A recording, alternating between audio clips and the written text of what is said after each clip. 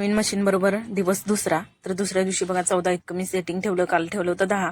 तर दोरा होऊन घेतला पटकन, ते काय आज मी रेकॉर्ड केलं नाही. आणि इथं टिप मारायला घेतलं, तर टिप मारत पुढे गेले पण मला दोरा निसटला माहितीच नाही. तर आणखी एकदा होऊन घेतला आणि टिप मारून घेतली, तर चेक केलं आणखी एकदा, तर आहे. तर कसं असतं, साध्या मशीनवरती आपल्याला दोरा निघलाय का नाही हे लगेच कळतं, पण ह्या मशीनवरती अजिबात कळत नाही, कारण अजिबात आवाज करत नाही बघा, एकदम स्मूथ चालते ही मशीन.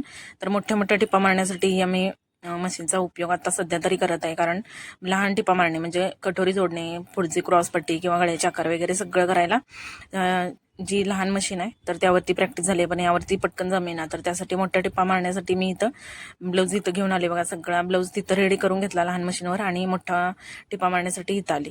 तर भराभरा मोठ्या टिपा मारून घेतल्या बघा. हे पण आता तुम्हाला फास्टमध्ये वाटत असेल खूप फास्ट शिवले, पण तसं नाही आहे, एकदम स्लो हळू मी चालवत होते, कारण दाब उचलायचा आणि त्यानंतर पुढं मागं लॉक करायचं, हे लवकर जमना. पण असू दे, आता थोड्या दिवसांनी नक्कीच प्रॅक्टिस होईल. जशी मी जास्त शिवायला लागेन तशी नक्कीच प्रॅक्टिस होईल बघा.